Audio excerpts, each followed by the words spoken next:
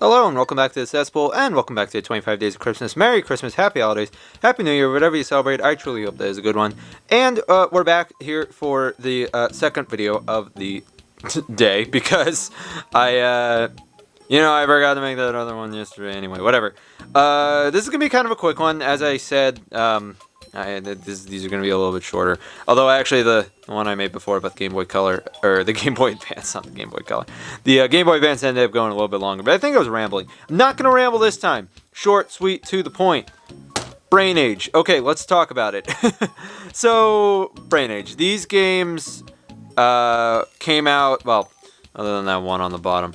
The Brain Age series was at the height of its popularity back on the original DS, and these games were very defining for the DS generation, especially this first one. Obviously, we had Brain Age 2 come out afterward, and this is a sealed copy of Brain Age 2. But this first one was very important for the DS, because this helped to solidify the DS's kind of identity as this early casual gaming system. And obviously the DS came out before the Wii kind of really brought Nintendo into the forefront of the casual gaming market. But this guy kind of helped the DS do it first, along with obviously stuff like Nintendogs.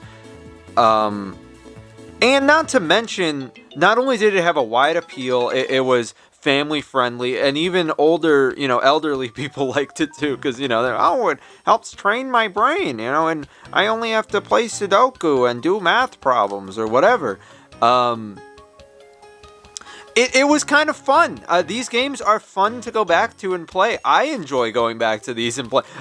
There was a period of time within the past year where I was regularly playing Brain Age 1 because it was kind of fun. And the Sudoku puzzles are a lot of fun, honestly. This is debatably the best Sudoku game. Any of those other Sudoku games, they were literally copying Brain Age because Brain Age did it first. And there are hundreds of Sudoku puzzles in all of these. And, in this one. And, this one is by far the best Sudoku fucking game. Which is silly. It's silly, but it's a real reason to go back to and play. Not to mention, these are fun to play with other people. You can pass the DS around. Oh, who gets the better score? Doing the basic math problems. Or, whatever it is. They're a lot of fun to play. And with Brain Age 2, of course, we got more different mini games. But you still had a lot of the classics there. And Dr. Kawashima is a fun kind of character. He's a real guy, obviously. And these were kind of based on his concepts of how to improve your memory skills as well as your brain activity function, that kind of thing. And, there's an argument to make that none of that was actually true. But at the end of the day, they were fun, educational games, and they were great to market. These were fantastic to market. And the funny thing is that now they made one for the Switch, and I don't have it here. I believe it's literally just called Dr. Kawashima's Brain Training or something like that. They could not call it Brain Age. And there was something about the marketing where I believe the North American market, they frowned upon the name Brain Age. It had nothing to do with these games having a bad reputation. It was something about false advertising, or they're not allowed to market that a game can train your brain or make you smarter. It had something to do with that. I don't remember exactly, but that was by the Switch generation, because they did make a 3DS one, and this one is kind of infamous for creating the devil version of Dr. Kawashima, because there was the devilish training mode where it was way harder. These games, Brain Age 1 and 2, they're not hard. They're just kind of, they're challenging for your brain when you first play them. But they're memory games. You're supposed to get repetition and remember things. And this kind of took it to the next level, because there was a game in here where I believe it was it's called Take It Back or something, where you were supposed to remember stuff from multiple mini games or steps ago. And I'm not gonna lie, I have very bad short-term memory, so that was not a good one for me. But this was another good game in the series. A lot of people didn't love this one as much as the original too, and I understand that. It had actually been a while between this one's release and when the original 2 came out, because Brain Age 2 came out pretty close after the first one, and it was basically just more Brain Age. It wasn't really like, oh, they're really stepping up the game with 2. The other interesting thing about 2 is that it's actually the only one to have the Touch Generations branding on it, which is interesting because the first one came out before Touch Generations was a thing, and it debatably started the concept of Touch Generations games, these casual games for all ages that were educational or supposed to be beneficial. They weren't just for fun. They were a good thing for you. And by Brain Age 2, oh goddamn, was this a thing that Nintendo wanted to market to old people? So yes, Touch Generations, good for all ages, and that really did kind of start with Brain Age, the original here. And this has had a lasting legacy. I mean, Brain Age is referenced in Smash Brothers. Obviously, they are still making a version of Brain Age for the Switch today. It's at this point nostalgic for people from the mid-2000s. And you could tell that, man, this is from the early DS years because they're still using the original DS here. And by Brain Age 2, we were using the DS Lite. So that really tells you that this was kind of a pioneer for the DS's library, if that makes any sense.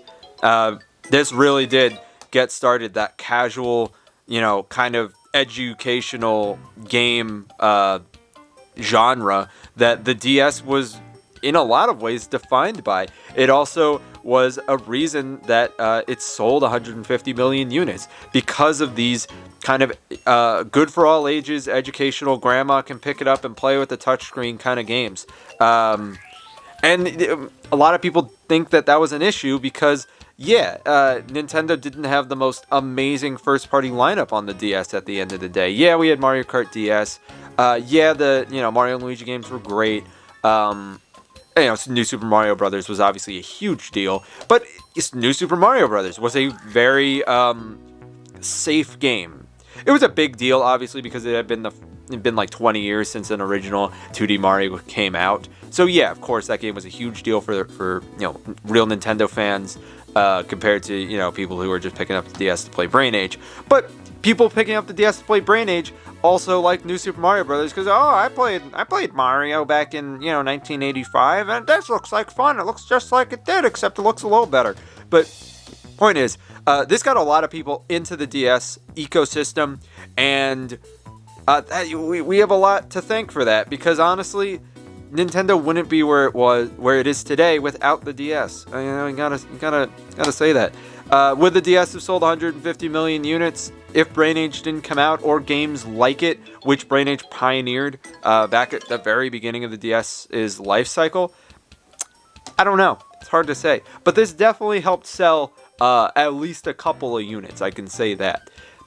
And it has had a lasting legacy that people still look back fondly on today. And will they make another one under the Dr. Kawashima's brain training or whatever the fuck they call it now? Probably not, I'm not gonna lie. I don't know how well that game did, but I think a lot of people were upset that it just wasn't called Brain Age. And not calling it Brain Age is a brand at this point, and that's what a lot of people recognize. And not calling it that, calling it Dr. Kawashima, not gonna lie, not a lot of people actually knew that guy's name. They definitely would recognize the icon, don't get me wrong. They know this little fella right there, but it doesn't look as appealing on the shelf. It's just, it's the new Brain Age. There's going to be new training and more Sudoku puzzles, blah, blah, blah. It doesn't pique my interest, at least, as much. So that's pretty much it. Just kind of rambling about Brain Age. I'd like to thank everybody so much for watching. Merry Christmas, Happy Holidays, Happy New Year, whatever you celebrate. I do hope that is a good one. And I don't know exactly when the next video will be, but I imagine it'll be tomorrow, and I'll see you guys then.